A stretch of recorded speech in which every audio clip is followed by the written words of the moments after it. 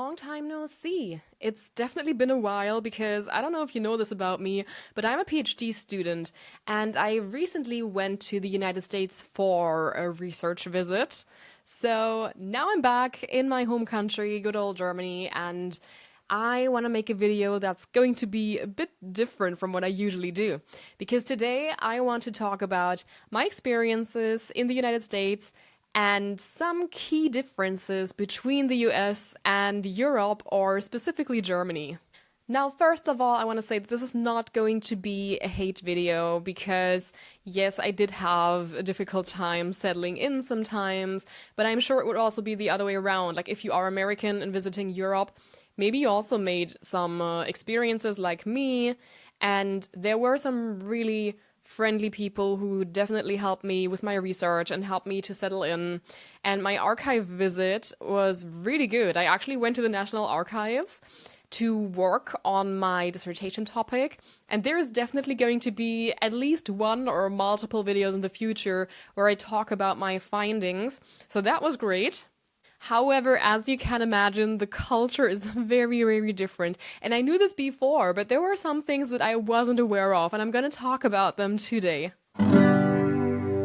So first things first, I gotta start with something really negative. I'm sorry to all the Americans watching this, but honestly, I had the feeling that compared to the EU, protection of the environment is non-existent. I'm sorry if I'm saying this bluntly, but it really bothered me my first week.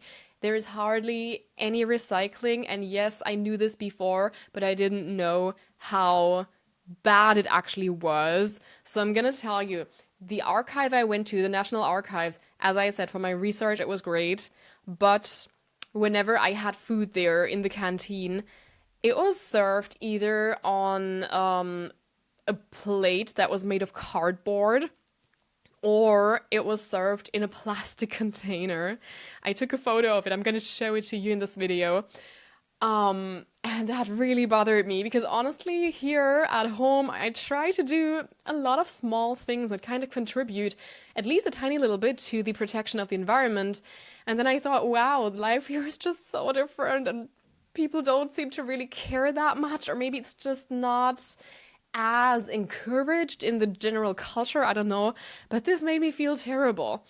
And one example I also have is that when I went to the supermarket for the first time, I saw a car parking with a running motor in front of the supermarket. And it wasn't even that warm. It's not like they needed the air conditioning, but yeah, that really bothered me.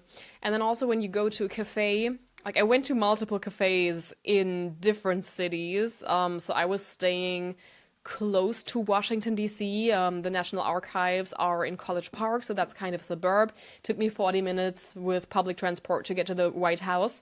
So I went to Washington, D.C. multiple times, went to New York City, went to Philadelphia, and in basically all of those places, apart from one tiny cafe in Philadelphia, in all of those places, it didn't matter whether you had your coffee there or as a takeaway, they would always serve it to you in a little paper cup. And that really bothered me. Number two, air conditioning. And that is actually something that I think is going to be more normal in Germany in the next couple of years because we've had two really hot weeks now. Now it's kind of cold again, but last week was terrible. And I don't have air conditioning in my apartment. Most people I know do not have air conditioning, and it was terrible. Like, if you had a fan, it would just blow warm air into your face, and that made it even worse. And so, something I appreciated about the United States was that air conditioning was everywhere. Sometimes it was too cold for me, I gotta say that. But I feel like it's gonna be more normalized to have air conditioning in your home here as well. So, yeah, that was another big difference I noticed. Number three, and this is actually specific to the Washington area, but I really appreciated it, and so I wanted to say it in this video. The Smithsonian Museums in Washington, They're all for free, and that was so cool because I believe that education should be for free, at least for kids and teenagers and people who are studying. But there you could go there. You didn't have to pay anything. It was for free for all age groups, and that was absolutely amazing. I generally wouldn't say that all museums in Germany are expensive. Some are not, but you would generally have to pay to go to the museum. I know that, as I said, this is very specific to Washington, D.C., because I also went to some other museums in other cities, and yeah, I also had to pay, but yeah, kudos to Washington for making this possible for so many people. Another thing I noticed when I went to the museums was that security is just on another level in the United States. You basically have to open your bag everywhere. People send you through a metal detector, also at the archive I worked at. And this is just not the case in Germany or in any other EU country I've ever visited, and I've visited many. But you just pay, and then in many cases, you would lock your bag in a locker and then you just go to the museum. Like, nobody sends you through a metal detector, nobody searches your bag or anything. It's just very different in other countries. I was staying at an Airbnb that was 15 minutes by foot from the archive, and I thought this was a really good idea because I'm so used to walking here because I love walking. I always walk to my office and it's completely normal. I know many people who do this, but when I walked to the archive, I quickly realized it wasn't a good idea because there were no sidewalks.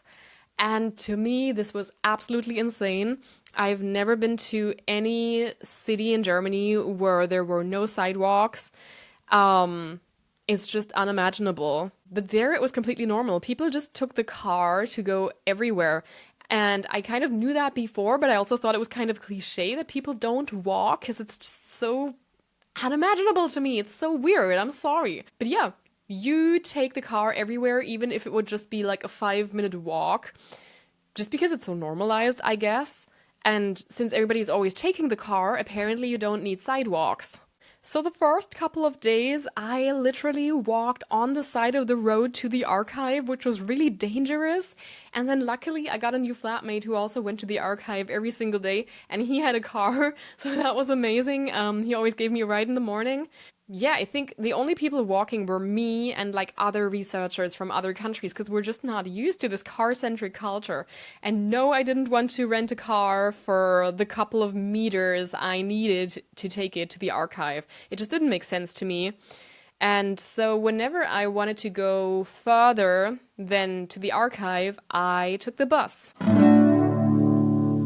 Now, that was also an interesting experience because, first of all, you can't really rely on the bus plan because buses come too early all the time. This is completely unimaginable to me as well because in Germany, buses just come too late all the time. Same with trains and trams.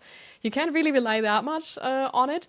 But on the other hand, we have buses and trams and trains coming every couple of minutes in bigger cities. Like here in my city, it's 130,000 inhabitant city, I think. And we've got a tram coming every 10 minutes. And when I took the bus, as I said, I was living in a suburb of Washington, D.C. It wasn't the middle of nowhere. But the bus I took to Washington, it came every hour. And then if you missed it because it came too early, that was really frustrating because then you had to wait for an hour for the next bus to come. So that was a bit annoying. Also, it just wasn't really common to take the bus for many people because, as I said, everybody seems to own a car. So the buses were mostly not that full. And what was also really unusual for me was that if people had a bike, and again, I do not know if this is the case in the entire country or if it's just in the state of Maryland where I was staying. They would put the bike on the front of a bus. Like there was a little metal construction that would hold the bike. And then they would enter the bus. And when they had to get off, they took the bike from the front of the bus again. And that's just completely different than what we do because here people just take their bikes on the bus or on the tram or the train with them. I don't think you would be allowed to put it in front of the vehicle here for, I don't know, safety reasons, I guess. But it seemed to be pretty common there. I saw multiple people do it. The groceries were really, really expensive. I knew that they would be more expensive than in Germany because my country is kind of known for its relatively cheap groceries, and I really appreciate it. I learned to appreciate this more during my stay in the United States, actually, because a watermelon was $11. And again, I don't know if that's the case everywhere or just in the specific store I went to, but that's crazy. Like here, you wouldn't even pay half of that for a watermelon. So yeah, I definitely spent more money than I anticipated for groceries, which was a bit frustrating at times. And also, the general diet of people seems to be very different from what I'm used to. Because again, it's a cliche, but there is a lot of greasy and sweet food. And at the beginning, I liked it because it was cool. You could get a latte to go from everywhere. They had all these different syrups and a coffee creamer, and it was sweet and nice. And I like latte, obviously. But after 2 weeks, I got so tired of it. So, yeah, I crave the more healthy food. Also, I am vegetarian, leaning vegan. And when I cook for myself, I always make vegan food. But to get vegan food in the little town where I was staying was basically impossible. I didn't want to cook for myself every single evening because I was exhausted from 8 hours of archival work. And I always went to the cafeteria of the archive to have lunch. There, they had a meal of the day, but that was always with meat. And so I had the choice between a salad or a wrap or a sandwich, and most of this was not vegan. And so I basically had a cheat month, and I ate a lot of salad, but yeah, after a while I got really, really tired of it, which I guess everybody understands. So I don't know what life is like for the vegans in the United States. You probably make a lot of food yourself. We've got many, many vegan products in Germany, and we've got many cheap vegan products here. As I said, groceries are much cheaper, and also a lot of like ready-made meals that are also vegan. That was also hard to find in the US. And so, yeah, healthy life as a vegan person was really difficult, if not impossible. Something I really appreciated, and that is not just the case in the US, but also in some other countries like the UK, is that if you go to a restaurant, you get water for free, which is great, because here in Germany, we've got to pay for our water at a restaurant. And it's just not cool. Like, water should be basic human rights also at restaurants. And so I really, really appreciated that. I gotta say, the service culture in the US is very different from what I'm used to. And don't get me wrong, like, I appreciate politeness, I appreciate friendliness, but it was a bit much for me sometimes. Because when you go to a restaurant, a waiter or a waitress will come to your table and they will be like, "Hello, my name is blah blah. I'm your waiter today." And they will talk to you like you are their friend or like you've known each other for a long time. And it's just so unusual because nobody will do this here. And so I think if you are American and you're coming to a European country and you kind of expect this service culture, you'll be really disappointed. You will think we are rude AF for not doing this. So yeah, that was interesting. Also, tipping culture. I've heard a lot about it. It was difficult because here I wouldn't say it's unusual to give tip, and I always give tip when I go to a restaurant in Germany too. However, 20% is too much. I'm sorry, but as I said, I'm a PhD student. I don't have a lot of money. Most people I know don't have a lot of money. And so if you are satisfied, you would give at most 10%, I would say. It was difficult because when you pay with card, you always see on the screen how much tip do you want to give. And it says something like 15%, 20%, 25%. And then very small in like a corner, it says no tip.